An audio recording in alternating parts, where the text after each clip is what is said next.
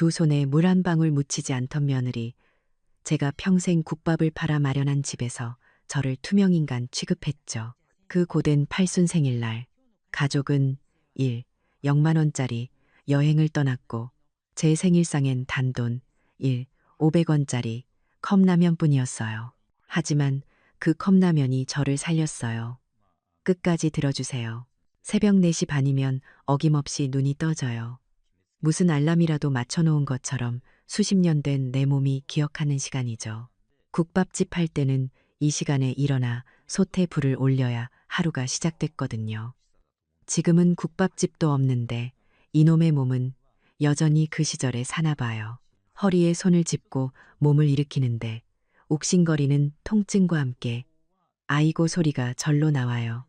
어제 붙인 파스가 눅눅하게 살갗에 달라붙어 있었죠.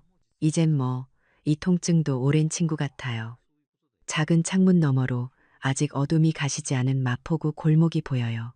가로등 불빛만 외롭게 깜빡이고 있었죠. 제가 사는 이 3층짜리 집, 내 평생을 바친 결과물이에요. 40년 동안 망원시장에서 하루도 쉬지 않고 국밥을 팔아 악착같이 모은 돈으로 지은 집이거든요. 그때는 정말 이 집만 있으면 2다리 뻗고 편히 살 줄 알았어요. 지금은 2층과 3층은 아들 내외가 쓰고 저는 1층 창고 옆 작은 방에서 지내요. 그래도 내 집이니까 아들 가족이 편하게 사는 걸 보는 게 내 마지막 낙이라고 생각하며 살았죠. 주방으로 나가 쌀을 씻고 멸치 육수를 내요. 아침잠 많은 며느리와 손주, 그리고 피곤해 절어 사는 아들을 위해 따뜻한 밥 한 끼 차려 먹이는 게 제 하루의 시작이니까요. 보글보글 끓는 된장찌개 냄새가 집에 퍼지면 그제야 이 집이 좀 사람 사는 집 같다는 생각이 들어요. 창밖으로는 서서히 동이 터오고 망원시장이 잠에서 깨어나는 소리가 들려와요. 싱싱한 갈치 들어왔어. 외치는 생선가게 아저씨 목소리, 새벽부터 물건을 나르는 트럭 소리. 저 소리들이 제 젊은 날의 배경음악이었는데 말이에요. 저 활기찬 시장 한 구석에서 뚝배기 수백 개를 비워내며 내 청춘을 다 보냈죠. 7시가 되자 가족들이 하나둘씩 일어나요. 며느리 미정이는 올해 45, 백화점 명품관 매니저로 일해요. 그래서 그런지 항상 머리부터 발끝까지 빈틈이 없어요. 아침에 일어나서도 곱게 화장을 하고 좋은 옷으로 갈아입죠. 저를 볼 때마다 가끔씩 짓는 그 표정이 있어요. 제 몸빼 바지나 색 바랜 조끼를 위아래로 훑어보는 그 눈길 말이에요. 꼭 어머니, 옷 좀 어떻게 입으시면 안 돼요? 라고 말하는 것 같아서 저도 모르게 옷매무새를 만지게 되죠. 아들은 올해 48, 중견기업 부장이에요. 매일 아침 지친 얼굴로 식탁에 앉아 말없이 밥만 먹어요. 제가 어디 안 좋은 일 있냐? 물어봐도 아니에요. 괜찮아요. 하는 게 전부죠. 제 눈에는 다 보이는데 말이에요.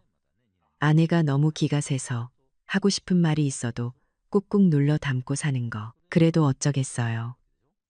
제가 끼어들면 아들만 더 힘들어질 테니 그저 속으로만 사귀는 거죠. 저렇게라도 가정이 평탄하게 굴러가는 게 어딘가 싶어서요. 이 모든 걸 알면서도 모른 척, 괜찮은 척하는 게 제가 할 수 있는 유일한 역할이었어요. 그날은 주말이었어요. 모처럼 온 가족이 집에 있는 날이었죠. 저는 특별히 갈비찜을 하고 잡채도 무쳤어요. 손주 녀석이 잡채를 좋아하거든요. 그런데 점심상 앞에서 미정이는 핸드폰만 들여다보며 투덜거렸어요. 인스타그램이라는 걸 보면서요. 옆집은 주말마다 신라호텔 가서 망고 빙수 먹는다는데 우리는 이게 뭐야? 제 정성이 담긴 밥상이 이게 뭐야? 라는 말 한마디에 초라해지는 순간이었어요. 아들은 또 아무 말 없이 밥만 먹고 있었고요. 점심을 먹고 나서 미정이가 갑자기 현관으로 모두를 불렀어요. 자, 다들 이리 와보세요. 가족 사진 찍게. 그러면서 제게 와서 작게 속삭였죠. 어머니, 오늘 옷이 좀 너무 편하게 입으셨네요. 제 보라색 꽃무늬 조끼를 보며 말하는데 얼굴이 화끈거렸어요. 그래도 손주 녀석이 할머니, 이리 와 하고 손을 잡아 끄는 통에 어색하게 가족들 옆에 섰어요. 찰칵, 찰칵. 미정이는 여러 장의 사진을 찍더니 만족스러운 표정을 지었어요. 그날 오후 내내 마음이 불편했어요. 미정이의 그 말이 계속 귓가에 맴돌았거든요. 저녁 준비를 하다가 아들이 서재에 태블릿 PC를 두고 간 게 생각났어요. 손주 녀석 게임이라도 깔아줄까 싶어 그걸 들고 거실로 나왔죠. 화면을 켜니 미정이의 인스타그램이 그대로 열려 있었어요. 조금 전에 찍은 가족 사진이 올라와 있더라고요. 환하게 웃는 아들과 미정이, 그리고 그 가운데서 V자를 그리고 있는 손주. 참 행복해 보이는 사진이었어요. 그런데 저는 없었어요. 분명 같이 찍었는데 사진 속에는 제 모습이 감쪽같이 사라져 있었죠. 마치 처음부터 그 자리에 없었던 사람처럼요. 사진 밑에는 이런 글이 적혀 있었어요. 행복한 우리 집, 주말 일상, 사랑하는 가족과 함께. 심장이 쿵하고 내려앉는 것 같았어요. 손이 떨려서 다른 사진들을 넘겨봤어요. 최근 몇 달간 올라온 가족 사진들 속에는 제 모습이 단 한 장도 없었어요. 식당에서 외식하는 사진, 공원으로 나들이 간 사진. 모든 행복한 순간에서 저는 지워져 있었어요. 미정이가 왜 저를 빼놓았는지 이유를 짐작하는 건 어렵지 않았어요. 촌스러운 옷차림의 늙은 시어머니는 그녀가 과시하고 싶은 완벽한 가족의 그림에 어울리지 않았던 거겠죠. 저녁 식사 시간, 무거운 침묵이 흘렀어요. 저는 갈비찜을 손주 그릇에 올려주며 아무렇지 않은 척 애썼지만 속은 까맣게 타들어가고 있었어요. 이대로 넘어가면 정말 투명 인간이 될 것 같았어요. 저는 큰 용기를 내서 입을 열었어요. 낮에 찍은 사진을 봤는데 내가 나온 건 없더구나. 제 말에 식탁의 공기가 순간 얼어붙었어요. 미정이는 숟가락을 내려놓지도 않은 채 정말 아무것도 아니라는 듯이 대답했어요. 아, 어머니, 그게요. 다 같이 찍은 건 어머니가 눈을 감으셨더라고요. 이게 제일 잘 나와서 올린 거예요. 그리고 어머니는 어차피 SNS 같은 거 안 하시잖아요. 너무나 태연한 거짓말이었어요. 제가 눈을 감았는지 아닌지는 자기가 제일 잘 알 텐데 말이에요. 어차피 안 보시잖아요. 라는 말은 더 비수처럼 날아와 밝혔어요. 안 본다고 해서 존재하지 않는 사람이 되는 건 아닌데 말이죠. 고개를 들어 아들을 봤어요. 아들은 그저 묵묵히 밥그릇만 쳐다보고 있었어요. 불편한 이 상황을 피하고 싶은 기색이 역력했죠. 단 한마디, 엄마랑 같이 찍은 사진도 올리지 그랬어. 그 말이 그렇게 어려웠을까요? 그 순간 깨달았어요. 이 집에서 저는 정말로 보이지 않는 존재가 되어가고 있다는 걸요. 가족이라는 울타리 안에서 저만 혼자 비를 맞고 서 있는 기분이었어요. 그날 밤 저는 제 작은 방으로 돌아와 장롱 깊숙한 곳에 넣어두었던 낡은 사진 앨범을 꺼냈어요. 흑백 사진 속에서 환하게 웃고 있는 젊은 시절의 남편과 제 모습, 아장아장 걷는 아들의 돌사진, 국밥집 개업식 날 찍은 가족 사진. 사진 한 장 한 장 넘길 때마다 뜨거운 눈물이 뺨을 타고 흘러내렸어요. 제가 평생을 바쳐 지키고 싶었던 가족은 이런 모습이 아니었는데, 사진 속에 우리는 분명 함께 웃고 있었는데, 어쩌다 이렇게 한 집에 살면서도 서로에게 유령 같은 존재가 되어버렸을까요? 그 균열은 아주 작은 틈에서 시작되었지만 이제는 도저히 메울 수 없을 만큼 깊고 넓어져 버렸다는 것을 저는 그날 밤 깨달았어요. 그날 밤 낡은 앨범을 부여잡고 얼마나 울었는지 몰라요. 눈물도 이제는 더 나올 게 없을 거라고 생각했는데 한번 터진 울음은 끄끄대는 소리가 되어 한참이나 저를 붙들고 놓아주지 않았어요. 지난 세월이, 내 젊음이, 그리고 내가 전부라고 믿었던 가족이라는 이름이 한순간에 다 부정당하는 기분이었죠. 하지만요, 신기하게도 밤새 울고 나니 마음 한구석이 오히려 차분하게 가라앉더라고요. 슬픔이 너무 깊으면 오히려 사람이 냉정해지나 봐요. 다음 날 아침, 저는 아무 일 없었다는 듯이 일어나 다시 밥을 지었어요. 하지만 제 안에 무언가는 분명히 달라져 있었어요. 더 이상 아들 내외의 눈치를 보며 전전긍긍하는 희생적인 어머니는 아니었죠. 그저 묵묵히 제 할 일을 하면서 모든 것을 지켜보기 시작했어요. 내 집에서 내가 어떻게 이방인이 되어가는지를요. 그 변화는 오래지 않아 시작됐어요. 며칠 뒤, 미정이가 웬 낯선 젊은 남자를 데리고 집으로 들어오더라고요. 자신을 인테리어 디자이너라고 소개하는데 딱 봐도 아주 비싸 보이는 사람이었어요. 미정이는 그 디자이너와 함께 집안 구석구석을 돌아다니며 열정적으로 무언가를 설명하기 시작했어요. 제게는 한마디 상의도 없이요. 저는 그저 투명인간처럼 그들의 대화를 멀찍이서 들을 수밖에 없었죠. 미정이는 태블릿 PC라는 넙대대한 기계로 온갖 사진들을 보여주며 말했어요. 저는 이런 느낌을 원해요. 완전한 미니멀리즘, 불필요한 건 다 없애고 색깔도 화이트와 그레이 톤으로만요. 화면 속 집들은 하나같이 텅 비어 있고 차가워 보였어요. 저게 사람이 사는 집인가 싶을 정도로요. 디자이너는 미정이의 말에 연신 고개를 끄덕이며 맞장구를 쳤죠. 사모님, 안목이 정말 탁월하시네요. 요즘 트렌드를 정확히 알고 계세요. 그 둘이 거실과 주방을 둘러보는 동안 저는 제 평생의 흔적이 담긴 이 집이 곧 침범당할 거라는 불안감에 휩싸였어요. 저들이 말하는 불필요한 것들이 바로 내 인생의 조각들일 테니까요. 미정이는 친구와 통화를 하면서는 대놓고 말하더군요. 집이 너무 낡고 촌스러워서 손님들 초대하기가 창피하잖아. 이번에 싹 다 뜯어고치려고. 그 말은 제 가슴을 향한 칼날과도 같았어요. 이 집이 낡았다면 그건 나와 내 남편이 이 안에서 치열하게 살아온 세월의 흔적 때문인데 말이에요. 본격적인 전쟁은 다용도실에서 시작됐어요. 리모델링 계획의 일부라면서 미정이가 그곳에 쌓여있던 제 짐들을 정리하기 시작했거든요. 그곳에는 제 젊은 날의 보물들이 가득했어요.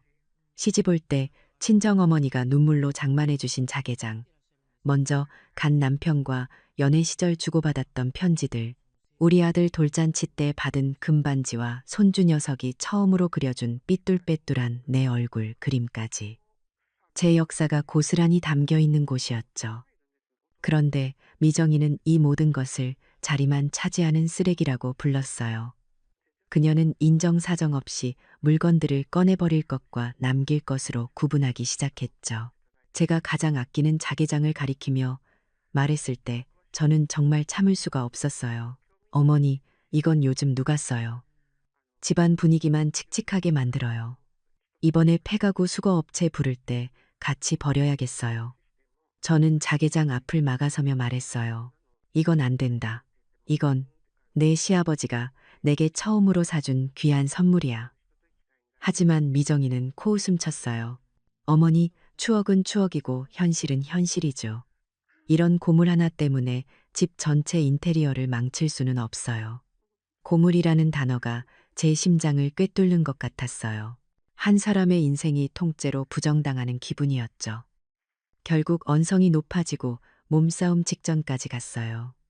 소란의 아들이 방에서 나왔죠. 저는 마지막 희망을 걸고 아들을 쳐다봤어요. 내 아버지의 유품이다. 제발 막아다오. 눈으로 애원했어요. 하지만 아들은 잠시 망설이더니 결국 아내의 편에 서더군요. 엄마, 미정이 말도 일리가 있어요. 이제 이런 낡은 것들은 좀 버리시고 엄마도 좀 편하게 사셔야죠. 편하게 살라는 말이 이렇게 잔인하게 들릴 수 있다는 걸 처음 알았어요. 아들마저 내 기억과 역사를 버리라고 말하는 순간 제 세상은 완전히 무너져 내렸어요. 그날 저녁, 식탁 분위기는 살얼음판 같았어요. 아무도 말을 꺼내지 않았죠. 식사가 끝나고 과일을 깎고 있는데 미정이가 보란 듯이 식탁 위에 서류 뭉치를 탁 내려놓았어요. 화려한 색깔의 고급 요양원 안내 책자들이었어요. 어머니, 제가 좀 알아봤는데요. 여기가 시설이 그렇게 좋대요. 온천도 있고 물리치료실도 따로 있고요. 친구분들도 많이 사귈 수 있고 무엇보다 전문적인 간호사들이 24시간 돌봐주니까 저희도 안심이 되고요. 전문적인 케어. 그 말이 제 귀에는 어머니가 이제 우리에게 짐이 되니 전문가에게 맡기겠다는 소리로 들렸어요. 저희도 안심이 되고요. 결국 자신들의 안심을 위해 나를 집에서 내보내겠다는 거잖아요. 사진에서 나를 지울 때와는 차원이 다른 충격이었어요. 그때는 내 존재를 부정당한 기분이었다면 지금은 내 인생 자체를 이 집에서 합법적으로 드러내려는 계획의 서막을 본 것 같았거든요. 저는 아무 대답도 하지 않았어요. 그저 멍하니 그 화려한 책자 표지만 바라봤죠. 온천에서 웃고 있는 노인들의 사진이 꼭 다른 세상 이야기처럼 느껴졌어요. 내 집에서 내 아들 앞에서 나는 완벽한 이방인이 되어 있었어요. 아들마저 내 편이 아니라는 절망감은 슬픔을 넘어 분노가 되었고 그 분노는 다시 차가운 어떤 결심으로 굳어지기 시작했어요. 그날 밤 저는 제 방으로 돌아와 문을 잠갔어요. 조용히 짐을 싸기 시작한 게 아니에요. 저는 방 한 구석, 낡은 장롱, 깊숙한 곳에 수십 년간 숨겨두었던 낡은 가죽 서류 가방을 꺼냈어요. 먼지를 닦아내고 떨리는 손으로 가방을 열었죠. 그 안에는 빛바랜 서류 한 뭉치가 들어 있었어요.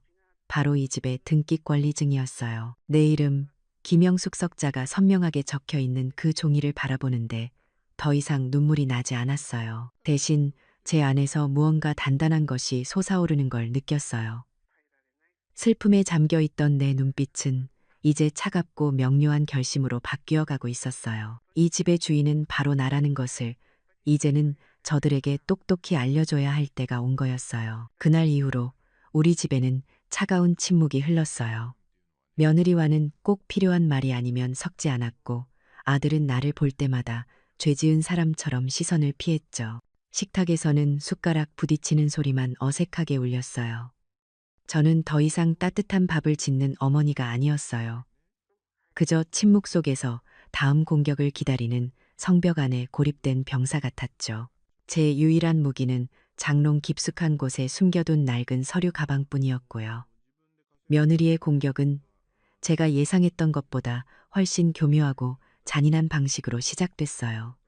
며칠 뒤 미정이가 자신의 친구들을 집으로 초대했어요. 백화점에서 같이 일하는 동료들이라는데 하나같이 옷차림이나 말투에서부터 부치가 좔좔 흐르는 사람들이었죠. 미정이는 아침부터 분주하게 움직이더니 제게는 아주 상냥한 목소리로 말하더라고요.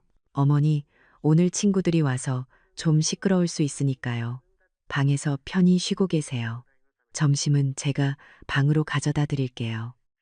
편히 쉬라는 그 말이 얼마나 가식적인지 저는 잘 알았어요. 그건 사실상 나오지 마세요라는 명령이었으니까요. 저는 제 방으로 들어가 조용히 문을 닫았어요. 얼마 지나지 않아 거실에서는 와인잔 부딪히는 소리와 함께 여자들의 높은 웃음소리가 들려왔어요. 방문 하나를 사이에 두고 저는 제 집에서 완벽한 이방인이 되어 있었죠. 귀를 기울이지 않아도 대화 소리가 희미하게 들려왔어요. 명품 가방 이야기, 해외여행 이야기, 제가 평생 살아온 세상과는 너무나 다른 이야기들이었죠. 그러다 제 이야기가 나오는 순간 심장이 쿵하고 내려앉았어요. 한 친구가 어머님은 어디 편찮으세요? 하고 묻자 미정이가 한숨을 푹 쉬며 대답하는 소리가 들렸어요. 아니, 그런 건 아닌데 요즘 부쩍 기력이 없으셔서요. 종일 방에만 누워 계시려고 하고 저희가 뭘 해드려도 별로 좋아하시질 않네요. 그 거짓말에 기가 막혔어요.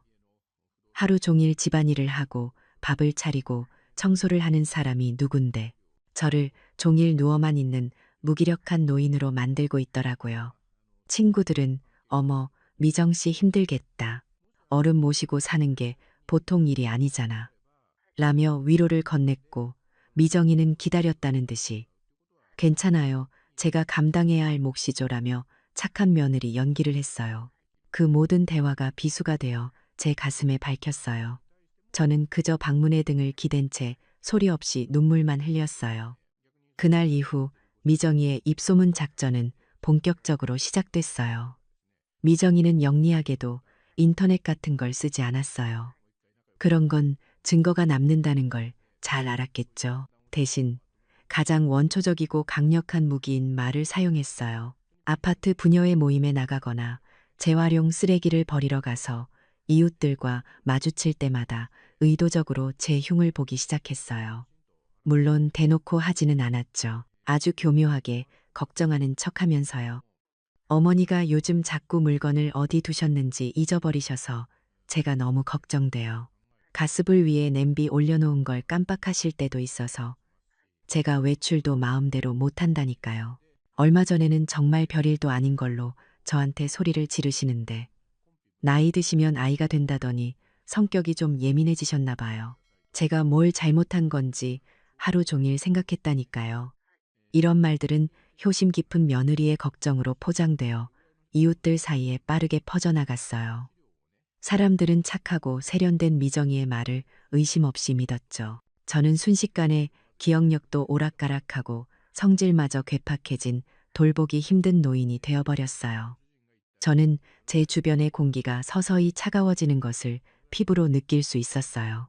평생을 한 동네에서 알고 지낸 이웃들의 태도가 미묘하게 변하기 시작했거든요. 아침에 엘리베이터에서 마주친 아래층 세댁은 늘 살갑게 인사를 건네곤 했는데 이제는 어색하게 목례만 하고는 제 눈을 피했어요. 늘 정답게 어르신 좋은 아침입니다. 외치던 경비 아저씨마저 저를 볼 때마다 안쓰럽다는 듯한 동정 어린 시선으로 바라봤어요. 그 눈빛들이 말하고 있었죠. 저 할머니 며느리가 고생이 많겠다. 결정적인 사건은 망원시장에 장을 보러 갔을 때 터졌어요. 수십 년 단골인 채소가게 아주머니가 제게 덤으로 팔을 얹어주며 걱정스러운 얼굴로 말했어요. 어르신, 요즘 안 좋아 보이시네요. 얼굴이 반쪽이 되셨어. 며느님이 걱정이 이만저만이 아니던데요. 잘 챙겨 드셔야 해요. 그 순간 저는 깨달았어요. 미정이가 제 주변에 아주 촘촘하고 견고한 보이지 않는 감옥을 만들어가고 있다는 것을요. 저는 이제 제 입으로 무슨 말을 해도 치매 걸린 노인의 헛소리로 치부될 터였어요. 미정이는 제 사회적 신뢰도를 완전히 무너뜨려 저를 완벽하게 고립시키고 있었던 거죠.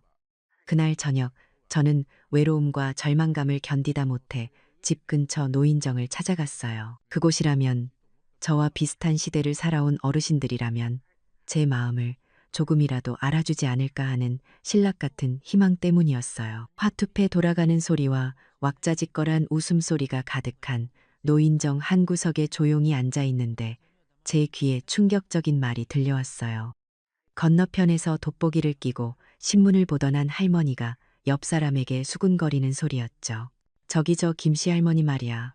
며느리가 그러는데 아무래도 치매가 시작된 것 같다고 하더라고. 그래서 저렇게 얌전해졌나 봐. 치매.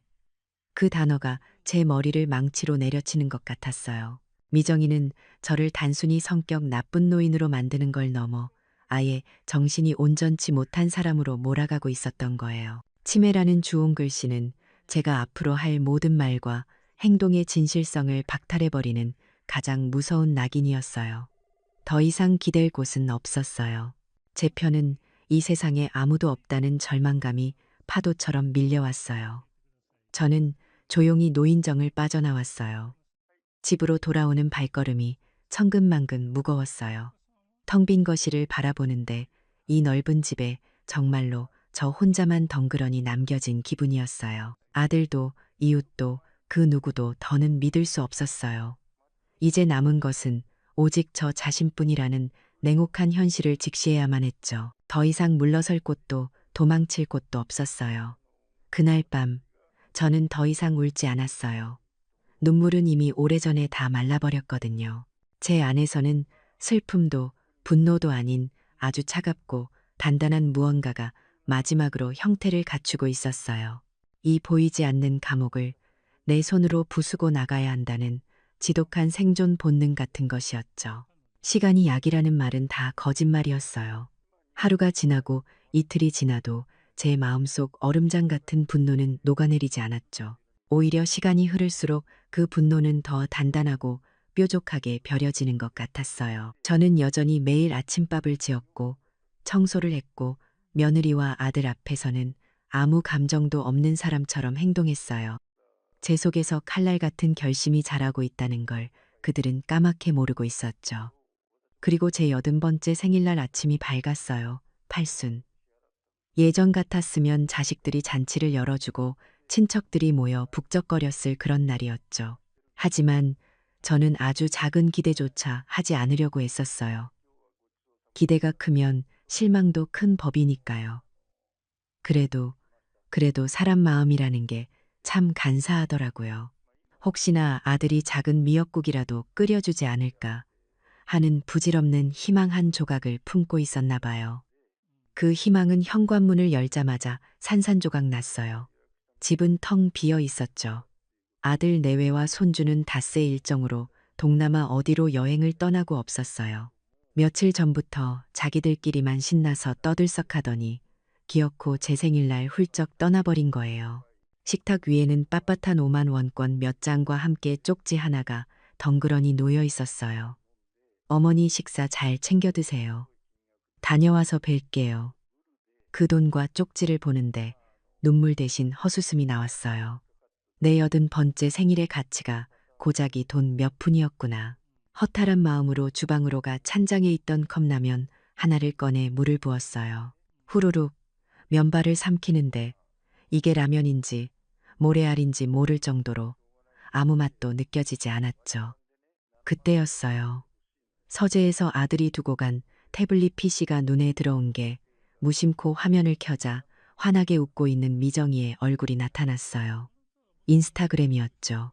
파란 하늘과 에메랄드빛 바다가 펼쳐진 고급 리조트 수영장을 배경으로 세 식구가 행복한 표정으로 찍은 사진들이 가득했어요. 사진 밑에는 사랑하는 가족과 함께 힐링 여행, 행복이라는 글이 달려 있었고요. 얼핏 봐도 수영장이 딸린 그런 좋은 방은 하룻밤에도 수십만 원은 할 텐데 닷새 동안 저기서 먹고 자고 노는 데는 돈이 얼마나 들었을까요? 어림잡아 1,000만 원은 좋게 넘었을 거예요. 순간 제 눈앞에 놓인 컵라면이 보였어요. 가격표에 선명하게 찍힌 500원. 그들의 1,000만 원짜리 힐링과 나의 1,500원짜리 생일상, 그 극명한 차이가 제 머릿속의 마지막 끈을 툭 하고 끊어버리는 소리가 들리는 것 같았어요. 미움도 원망도 슬픔도 아니었어요. 그건 모든 것이 끝났다는 차가운 깨달음이었죠. 저는 조용히 자리에서 일어났어요. 그리고 제 방으로 들어가 수십 년간 한 번도 열어본 적 없던 장롱 가장 깊숙한 곳으로 손을 뻗었죠. 먼지가 뽀얗게 쌓인 낡은 가죽 서류 가방을 꺼냈어요. 그 안에는 이 집의 등기 권리증과 국밥집을 하며 악착같이 모았던 통장들이 들어 있었어요. 빛바랜 서류와 통장들. 이것이 바로 저들의 행복한 여행과 나의 비참한 생일상을 가른 실체였고, 나의 숨겨진 자산이자 이제부터 내가 휘두를 유일한 무기였어요. 서류 가방을 품에 안고 저는 집을 나섰어요. 발걸음은 망원시장으로 향했죠. 지금 이 절망의 끝에서 제 이야기를 들어주고 제 편이 되어줄 사람은 단 한 명밖에 없었으니까요. 시장 입구에서 40년 넘게 떡집을 해온 제 오랜 친구 순자 엄마. 그녀는 저를 보자마자 대번의 얼굴이 왜 그러냐며 가게 안으로 잡아 끌었어요.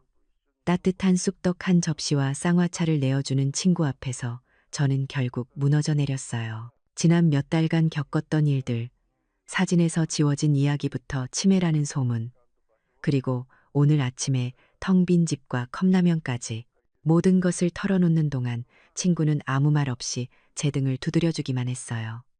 제 이야기가 끝나자 친구는 저보다 더 분노하며 욕을 한 바가지 쏟아냈어요.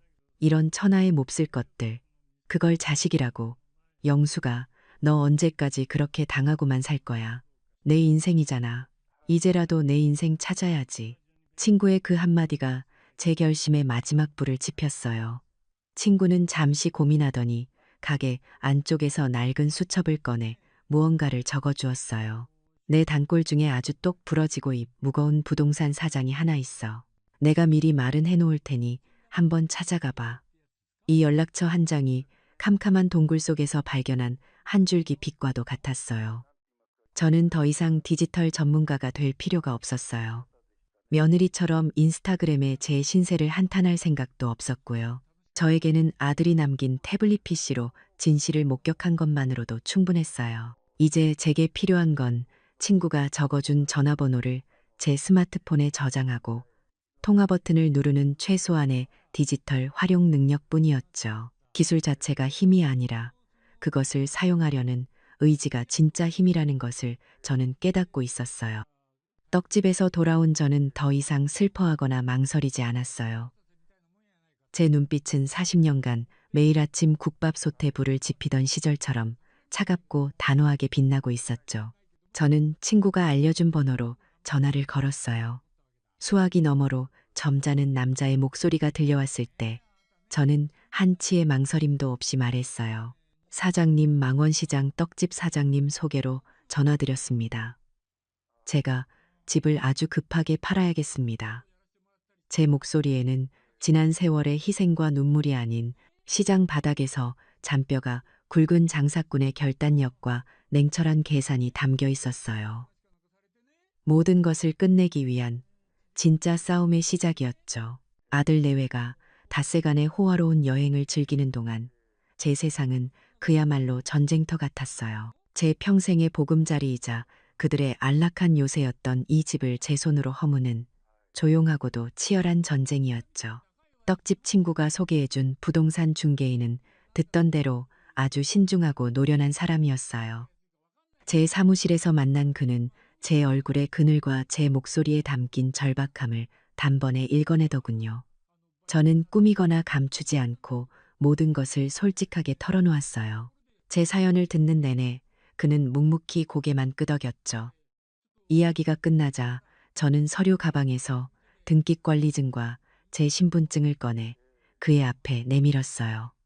사장님, 시세보다 조금 덜 받아도 괜찮습니다. 아니, 시세보다 훨씬 싸게 내놔도 좋아요. 조건은 단 하나입니다. 모든 계약을 닷새 안에 끝내고 현금으로 바로 입금해 줄 사람을 찾아주세요. 제 단호한 요구에 노련한 그조차도 잠시 놀란 눈치였어요. 하지만 제 눈빛에서 이게 그저 감정적인 투정이 아니라는 걸 읽었는지 그는 곧바로 전문가의 얼굴로 돌아왔죠. 어르신, 제가 가진 투자자 네트워크를 총동원해 보겠습니다. 이런 급매물은 현금 부자들에게는 좋은 기회가 될 수 있거든요. 40년간 국밥을 팔며 수많은 사람들을 상대해온 제 사람 보는 눈이 말해주고 있었어요. 이 사람은 믿어도 된다고. 제 인생의 가장 중요한 거래를 이 사람에게 맡겨도 괜찮다고요. 그때부터 모든 것이 일사천리로 진행됐어요. 저는 집을 비우고 며칠간 떡집 친구네 가게 한쪽 골방에서 신세를 졌어요. 그동안 부동산 중개인은 약속대로 그의 모든 인맥을 동원해 움직였죠. 바로 다음 날 현금 부자라는 투자자 한 명이 집을 보러 왔고 그 다음 날 바로 계약하겠다는 연락이 왔어요. 시세보다 2억 원이나 낮은 가격이었지만 저는 한치의 망설임도 없이 도장을 찍었어요. 제가 원한 건 최대의 이익이 아니라 신속한 끝맺음이었으니까요. 계약금을 제 통장으로 바로 입금받고 남은 잔금은 아들 내외가 돌아오는 날 오전에 치르기로 약속했죠. 제 손에 쥐어진 계약서를 보는데 만감이 교차했어요. 이 종이 한 장으로 제 평생의 역사가 담긴 집이 다른 사람의 것이 된다는 사실이 믿기지 않았지만 동시에 지긋지긋한 굴레를 끊어낼 수 있다는 해방감이 밀려왔어요. 그리고 운명의 닷새가 지났어요. 아들 내외가 여행에서 돌아오는 날이었죠. 아침 일찍 저는 부동산 사무실에서 새 집주인과 함께 잔금을 치르고 등기 이전에 필요한 모든 서류를 넘겨주었어요. 제 통장에 18억이라는 숫자가 찍히는 순간 저는 아주 긴 꿈에서 깨어난 기분이었어요. 이제 저는 더 이상 그 집의 주인이 아니었죠. 저는 새 집주인과 함께 내 집이었던 곳으로 향했어요. 이삿짐 센터 트럭도 함께였죠. 우리가 도착했을 때 마침 공항 리무진 버스에서 내린 아들 가족이 커다란 여행 가방을 끌며 집 앞으로 걸어오고 있었어요. 햇볕에 그을린 얼굴에는 즐거운 여행의 여운이 가득했죠. 하지만 현관문 앞에 서 있는 낯선 사람들과 이삿짐 트럭을 보고는 표정이 굳어지기 시작했어요. 미정이가 먼저 짜증 섞인 목소리로 제게 물었어요. 어머니, 이게 다 뭐예요? 이 사람들은 누구고요? 아들이 현관문 도어록에 익숙하게 비밀번호를 눌렀지만 삐비빅 하는 오류음만 울릴 뿐이었어요. 제가 이미 비밀번호를 바꿔버렸거든요. 당황한 아들이 저를 쳐다봤어요. 바로 그때 새 집주인이 점잖게 앞으로 나서며 말했어요. 이제 이 집 비밀번호는 저희가 관리합니다.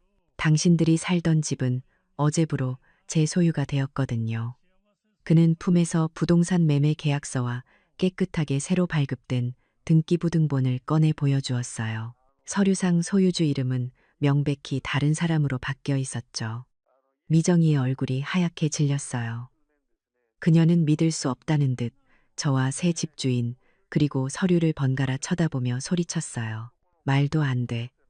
이게 어떻게 된 거예요? 어머니, 어머니가 어떻게 저희랑 상의도 없이 집을 팔 수가 있어요. 그 격앙된 목소리를 들으며 저는 아주 차분하게 대답했어요. 상의? 내 집을 내가 파는데 왜 너희랑 상의를 해야 하지? 그 순간 저는 더 이상 그들의 무시와 멸시 속에서 움츠러들던 늙은 노모가 아니었어요. 이 모든 상황을 계획하고 실행한 완전한 주도권을 쥔 사람이었죠. 제 등 뒤로 이삿짐 센터 직원들이 분주하게 움직이며 그들의 살림살이를 밖으로 꺼내기 시작했어요. 미정이는 이성을 잃고 제게 달려들 기세였지만 새 집주인이 막아섰죠.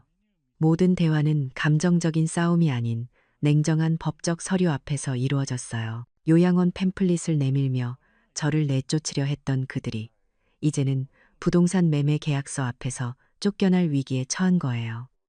아들은 그제야 사태의 심각성을 깨달았는지 바닥에 무릎을 꿇고 제게 빌기 시작했어요. 엄마, 제가 잘못했어요. 제발, 제발 용서해 주세요. 저희 나가면 어디서 살아요? 그 비굴한 모습을 보는데 마음 한구석이 아팠지만 흔들리지는 않았어요. 저는 제 스마트폰을 꺼내 은행 앱을 열었어요. 그리고 통장 잔액이 찍힌 화면을 아들 내외의 눈앞에 보여주었죠. 그곳에는 세금과 수수료를 제외한 십수억 원의 금액이 선명하게 찍혀 있었어요. 네가 살던 그 집, 내 아내가 누리던 그 모든 것, 내 아들이 다니던 비싼 학원, 그 모든 게 바로 이 돈이었단다. 이건 내 평생을 바쳐본 내 돈이고 이제 이건 오롯이 내 노후를 위한 자금이다.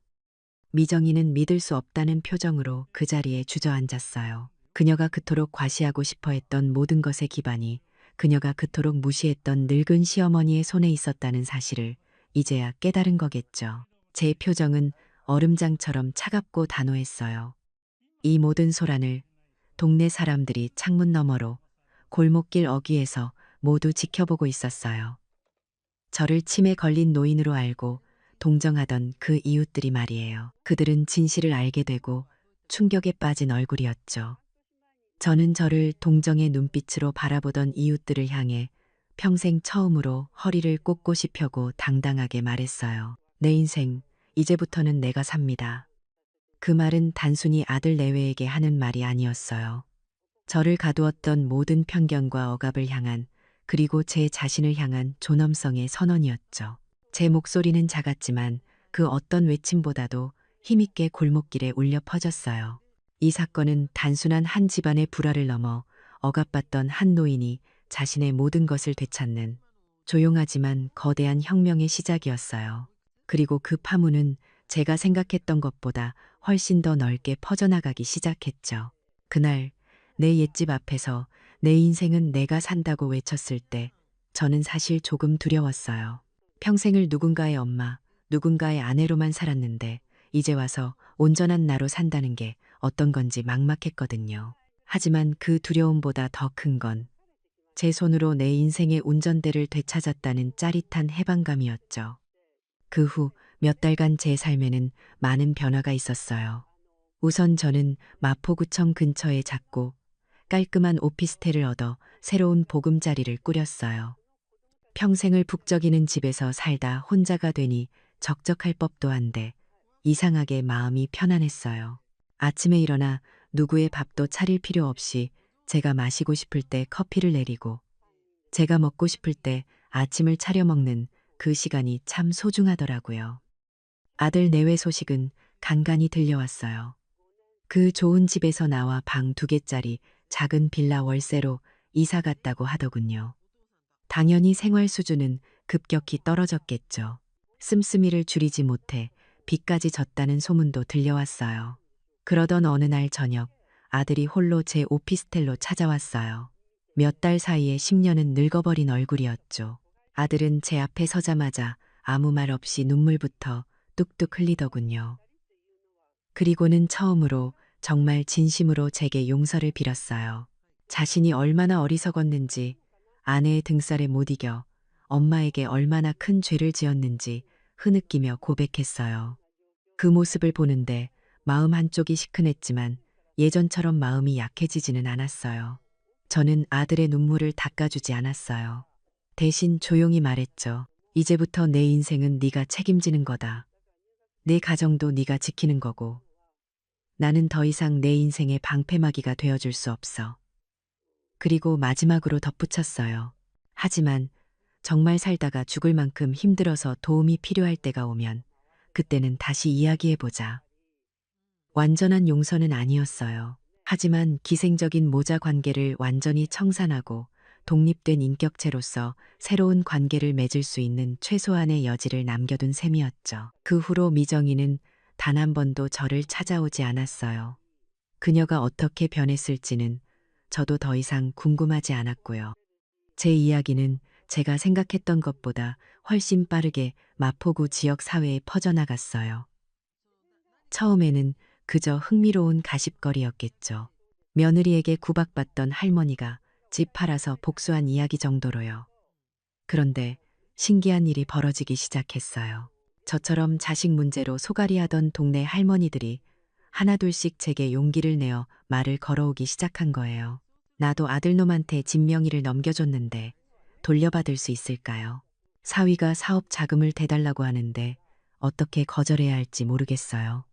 그들의 하소연을 들으며 이게 저 혼자만의 문제가 아니라는 걸 깨달았죠. 그래서 저는 용기를 냈어요. 제 오랜 친구인 떡집 사장과 저를 도와줬던 그 고마운 부동산 중개인에게 부탁했죠. 우리 이 동네 어르신들을 위해 뭐라도 좀 해보자고. 그렇게 우리는 마포구 주민센터의 작은 회의실을 빌려 시니어 재산 지키기라는 이름으로 작은 설명회를 열었어요. 저는 제 경험을 솔직하게 나누었고, 부동산 중개인은 노인들이 꼭 알아야 할 법률 상식을 알기 쉽게 설명해 주었죠. 얼마나 올까 싶었는데, 그날 회의실은 발 디딜 틈도 없이 꽉 찼어요. 설명회가 끝나고도 자리를 뜨지 못하고 질문을 쏟아내는 어르신들을 보며 가슴이 뭉클해졌어요. 그 작은 설명회는 입소문을 타고 곧 정기적인 시니어 법률 금융교실로 발전하게 되었어요. 저는 제 손에 쥔 큰돈을 어떻게 써야 할지 오랫동안 고민했어요. 그러다 제 나름의 계획을 세웠죠. 우선 제 자신을 위한 보상으로 김영숙의 세계 여행 자금이라는 이름으로 통장을 하나 만들어 5억 원을 따로 떼어놓았어요. 평생 국밥집 주방과 집만 오가며 살았던 제게 주는 가장 큰 선물이었죠. 남은 돈은 은행에서 추천해준 가장 안전한 연금형 상품에 가입해서 죽을 때까지 매달 생활비가 나오도록 만들었어요. 그리고 아주 작은 일부를 떼어 우리가 만든 시니어 법률 금융교실 운영을 위한 기금으로 기부했고요. 40년간 국밥을 팔며 돈을 버는 법은 지긋지긋하게 배웠지만 이제야 비로소 돈을 쓰는 법, 그리고 돈의 진짜 의미를 깨달아가는 기분이었어요. 돈은 나를 지키는 단단한 울타리일 뿐 그 안에 갇혀 사는 감옥이 되어서는 안 된다는 것을요. 몇 달이 더 흘렀어요. 저는 오늘 인천공항에 서 있어요. 손에는 난생 처음 가져보는 비행기표 한 장이 들려있죠. 제 80년 인생의 첫 번째 해외여행, 세계 일주의 시작이에요. 목적지는 정하지 않았어요. 발길 닿는 대로, 마음 가는 대로 다녀볼 생각이에요. 탑승을 기다리며 공항 의자에 앉아 있는데 주머니 속 스마트폰이 띠링하고 울렸어요. 지역 신문 기자에게서 온 문자 메시지였죠. 어르신 좋은 소식입니다. 어르신께서 시작하신 활동 덕분에 오늘 마포구 의회에서 놓인 재산권 보호를 위한 조례안이 정식으로 발의되었습니다. 자만 가민 일용 성식으로 가민다. 정말 감사합니다. 그 짧은 메시지를 보는데 저도 모르게 눈시울이 뜨거워졌어요. 하지만 눈물은 흐르지 않았어요. 대신 희미한 미소가 입가에 번졌죠. 저는 더 이상 누군가의 엄마도 누군가의 아내도 아니에요. 그저 내 이름 석자 김영숙으로 이제 막 새로운 세상으로 첫 발을 내딛는 여행자일 뿐이었어요. 비행기 창밖으로 보이는 푸른 하늘을 보며 저는 조용히 다짐했어요. 이제부터 시작될 내 인생이라는 여행을 정말 멋지게 한번 해내보리라고요. 결국 가족이란 피로만 이어지는 관계가 아닌가 봐요. 서로를 한 인간으로서 존중하는 마음이 사라졌을 때 그 울타리는 어떤 의미도 없게 되죠. 자신의 존엄성을 지키기 위한 용기 있는 선택이야말로 진정한 의미의 새로운 가족을 만드는 첫걸음이 되는 법이니까요.